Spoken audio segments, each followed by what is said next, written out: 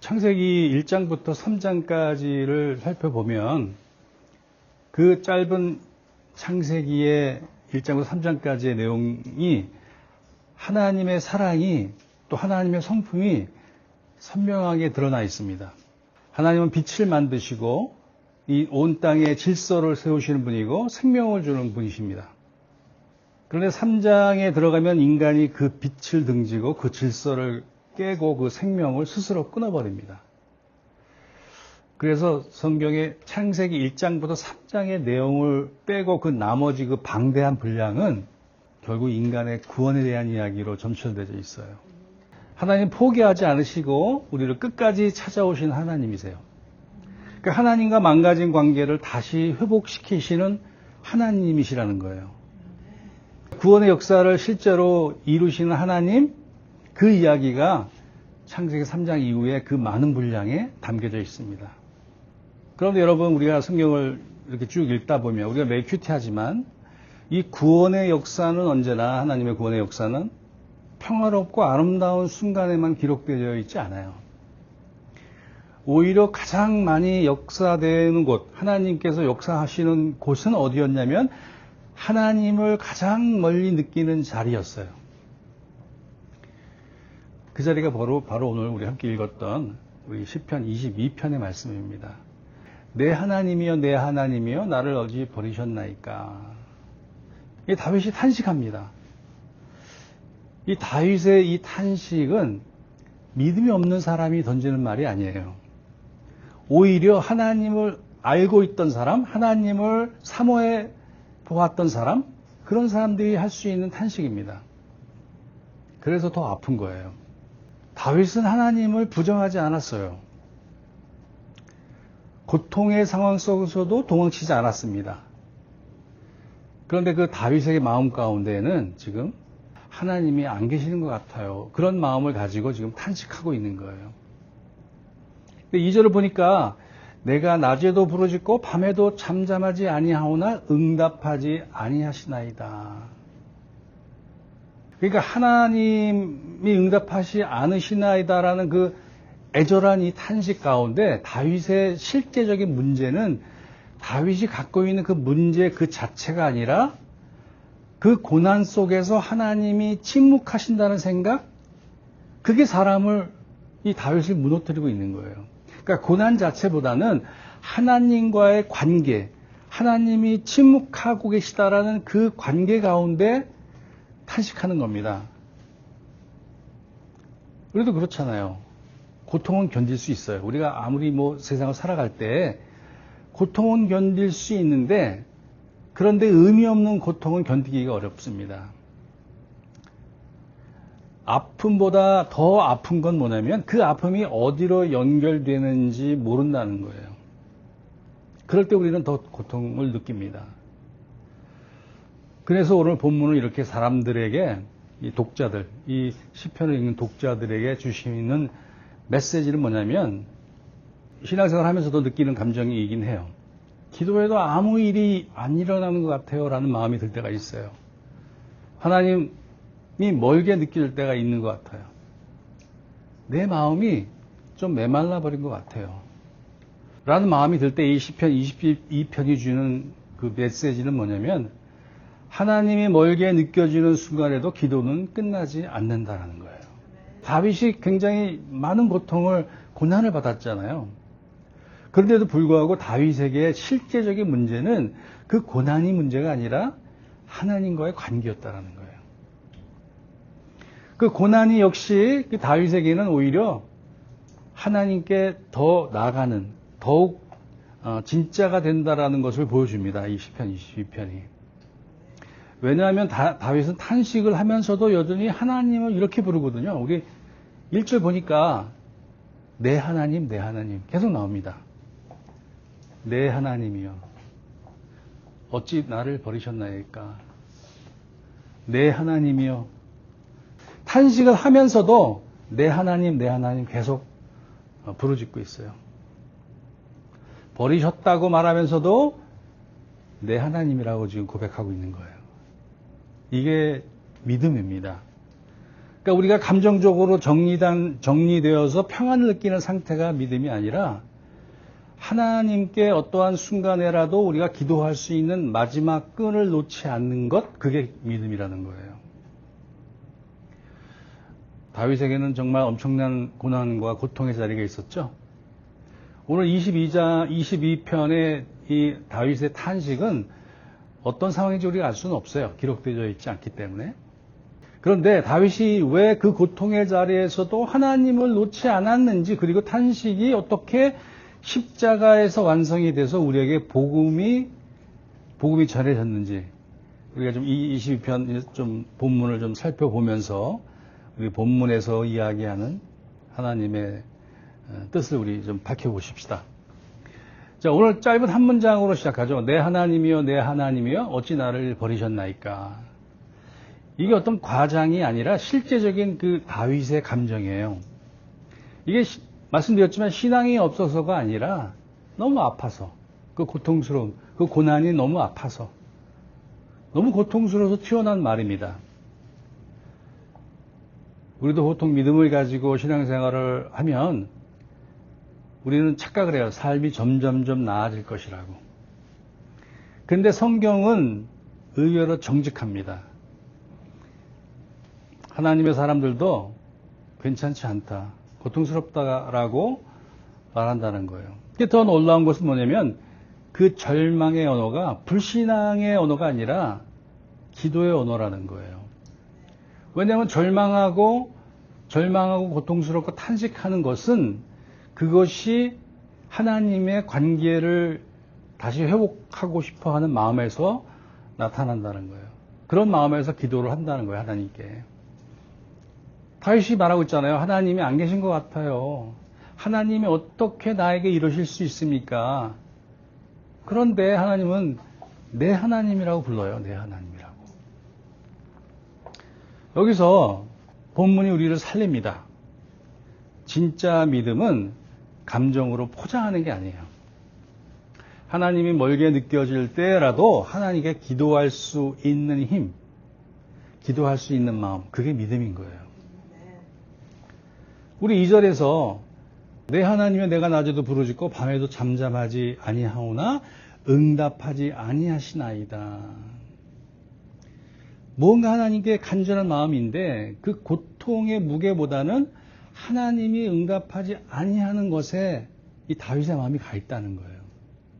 그러니까 중요한 것은 이 말씀 가운데 하나님의 응답이 없다가 아니라 다윗의 이 탄식의 시를 보면 하나님의 침묵을 다윗이 어떻게 해석하고 있느냐, 이거 우리 살펴볼 필요가 있습니다.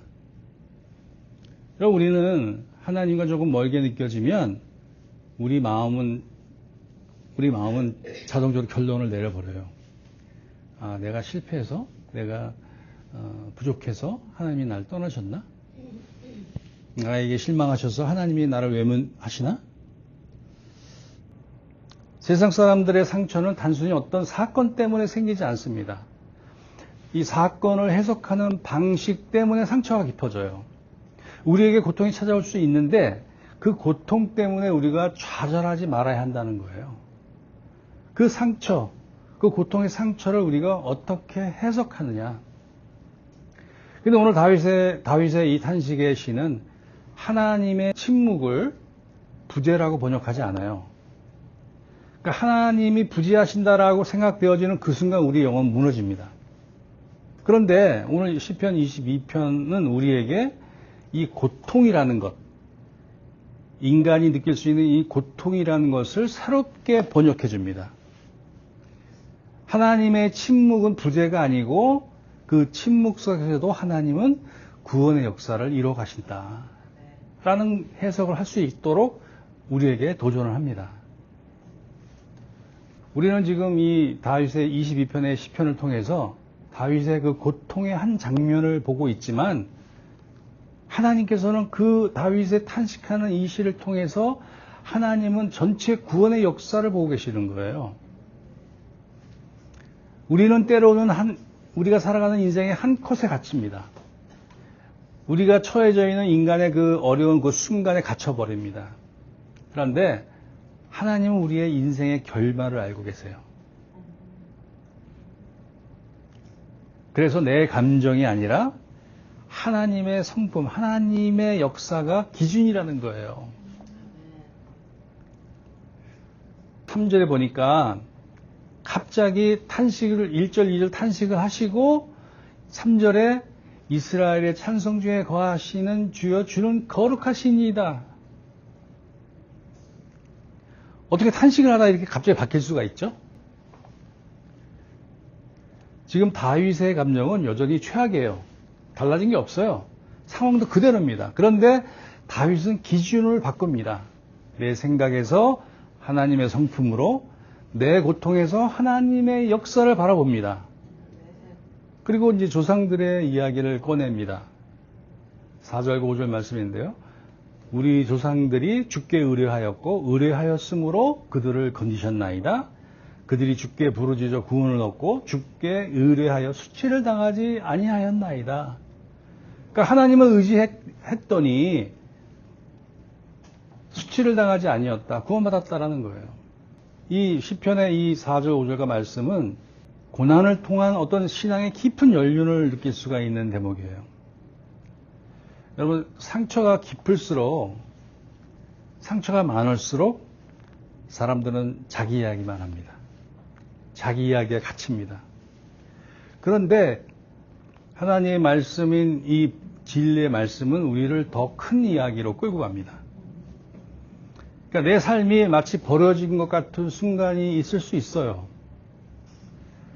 하지만 하나님의 이야기는 늘 일정한 같은 방향으로 흘러갑니다. 바로 그게 구원의 길입니다. 하나님의 통치는 한 번도 느슨해진 적이 없어요. 하나님의 통치는 견고합니다. 하나님의 손은 구원의 역사를 놓으신 적이 없어요. 여기서 하나님의 나라의 성도들에게 특히 필요한 메시지가 있어요. 이 세상의 사람들은요, 성과, 성공, 그것으로 사람을 정의합니다. 잘 되면, 그 사람은 그럴 만한 가치가 있었어. 무너지면, 그럴 만한 이유가 있으니 끝났지. 그러나 하나님은 성공했느냐, 안 했느냐를 우리를 평가하지 않으세요. 하나님은 우리의 성공보다 관계로 부르십니다. 그래서 다윗은 주께서 우리 조상들을 건지셨다 이렇게 마음을 붙잡습니다. 그래서 다윗은 주께서 우리 조상들을 건지셨다 이렇게 고백합니다. 지금은 하나님이 조용하신 것 같아도 하나님이 부재하신 건 아니에요. 때로 우리가 그렇게 느낄 수 있어요. 내 눈에 안 보여도 하나님의 통치는 멈춘 적이 없어요. 그런 마음을 갖고 그런 신뢰를 갖는 것이 그것이 우리가 하나님께 드릴 수 있는 최고의 신뢰인 겁니다. 6절에 보니까 더 깊은 곳으로 갑니다. 나는 본래요 사람이 아니라 사람의 비방거리요 백성의 조롱거리니이다.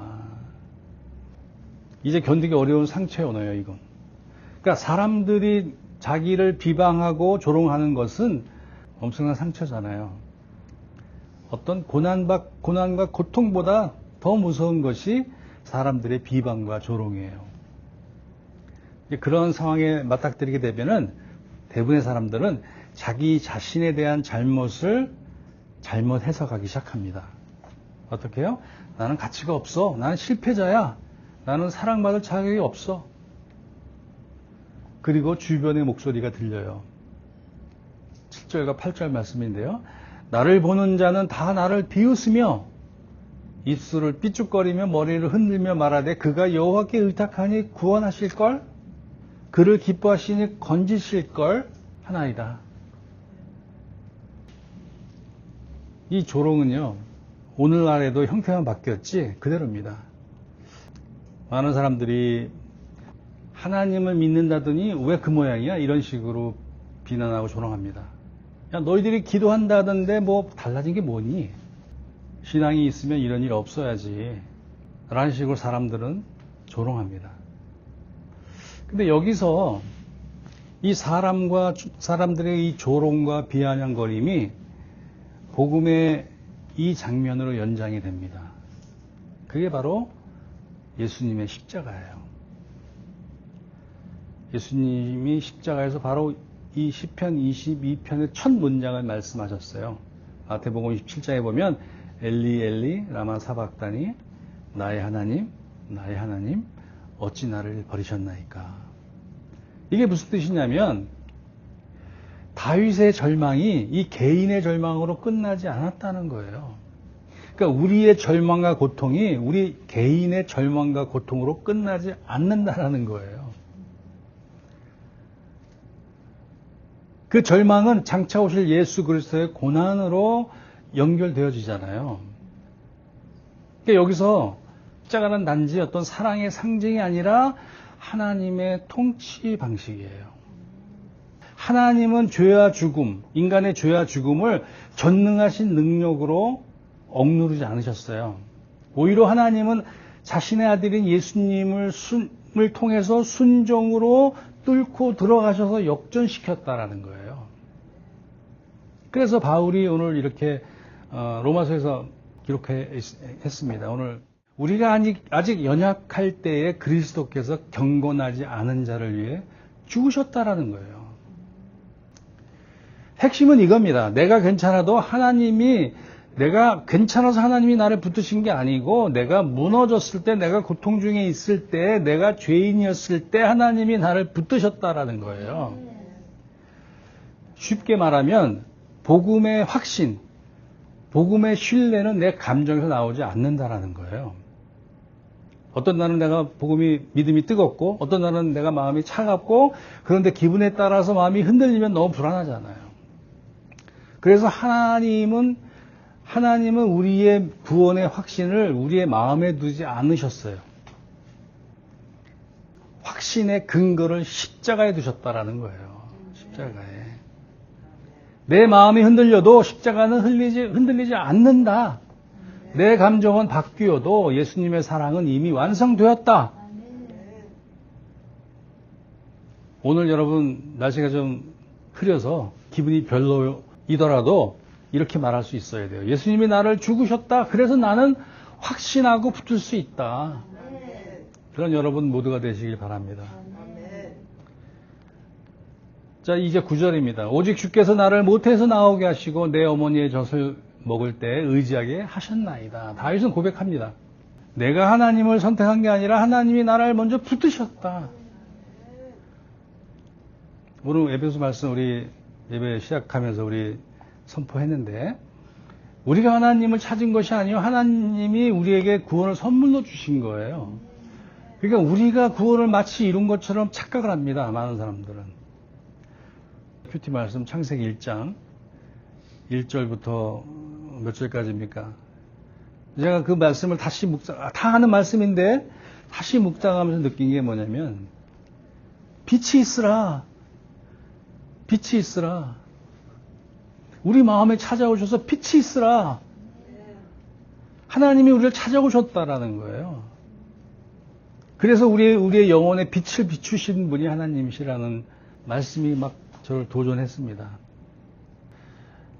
하나님이 우리를 택하셨다. 하나님이 먼저 찾아오셨다. 이게 은혜입니다. 이게 은혜. 그런 관점에서 봤을 때 오늘 이 다윗의 결론은 오늘 단순합니다. 22장 11절 마지막 절에 나를 멀리하지 마옵소서 환난이 가까우나 도울 자가 없나이다. 상처받거나 고통 중에 있는 사람은 보통 이렇게 말합니다. 내 편은 아무도 없네? 나를 편들어준 사람이 없네?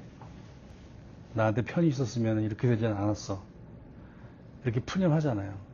그런데 시편 22편 그 말에 정면으로 답합니다. 사람이 떠나도 하나님은 떠나지 않는다. 기도가 막힌 그 자리에서도 하나님은 나의 도움이시라는 거예요. 예수님 뭐라고 그러셨어요? 마태복음 11장에서 수고하고 무거운 짐진 자들아 다 내게로 오라. 다 내게로 오라고 예수님이 말씀하셨다 했는데 그 말씀은 그러니까 문제가 해결되고 난 다음에 오라는 게 아니고 상처가 난 채로 오라는 거예요. 침묵 속에서 내가 침묵하는 것 같지만 오라는 거예요. 그래서 오늘 시편 22편의 이 다윗의 탄식 기도와 정확히 연결되는 말씀이 있는데 이사야서 41장의 말씀이에요. 두려워 말라 내가 너와 함께함이라 놀라지 말라 나는 내 하나님이 됨이라. 내가 너를 굳세게 하리라 참으로 너를 도와주리라 참으로 나의 의로운 오른손으로 너를 붙들리라. 그러니까 오늘의 본문의 말씀은 신앙이라는 것은 느낌이 좋은 게 신앙이 아니고 하나님을 확신하고 붙잡는 게 신앙이라는 거예요. 결론입니다. 오늘 시편 22편 말씀은 이렇게 말씀하고 있어요. 여러분들이 혹시 어느 때 버려진 것 같다고 느끼는 그 자리에서도 하나님은 이미 구원의 일을 하고 계신다. 믿으시기 바랍니다. 하나님이 멀리 느껴질 때 그 믿음이 끝난 게 아니고 그때가 오히려 믿음이 시작되는 자리다. 내 하나님이라고 부르는 순간 이미 하나님의 관계가 살아난다라는 거예요. 내 하나님, 내가 고통 중에 있어도 하나님은 내 하나님으로 부르게 되면 하나님의 관계가 다시 회복된다라는 거예요. 그래서 십자가는 우리에게 최종적으로 해석을 해줍니다. 로마서 5장 8절 우리가 아직 죄인되었을 때 그리스도께서 우리를 위하여 죽으심으로 하나님께서 우리에 대한 자기의 사랑을 확증하셨느니라. 하나님 여러분 버리지 않으십니다. 그 증거가 바로 십자가입니다. 십자가. 그러니까 오늘 여러분들 우리 이렇게 기도합시다. 길게 못해도 괜찮아요. 큰 소리로 못해도 괜찮아요. 주님 멀리하지 마십시오. 주님 나를 도와주세요. 이 짧은 기도 위에 하나님의 통치가 임하실 것입니다. 그리고 복음의 확신이 다시 여러분 안에서 숨쉴 겁니다. 여러분 평안을 누리는 여러분 모두가 되시기를 축복합니다. 우리 함께 기도하십시다. 사랑의 하나님 아버지, 오늘 시편 22편의 말씀 앞에서 우리의 마음을 숨기지 않게 하시니 감사합니다. 하나님, 우리가 버려진 것처럼 느낄 때에도 주님은 통치를 내려놓지 아니하셨음을 믿게 하소서. 기도가 막히고 마음이 메말라도 내 하나님이라는 고백을 놓지 않게 하시옵소서. 십자가로 우리를 붙드신 예수 그리스도의 사랑이 오늘 우리의 믿음의 확신이 되게 하시옵소서. 상처난 사람들의 마음을 주님의 은혜로 치료해 주시옵소서. 두려움 대신 복음의 담대함을 주시고 이번 한 주도 주님의 통치 아래 걸어가게 하시옵소서. 예수 그리스도의 이름으로 기도하옵나이다. 아멘.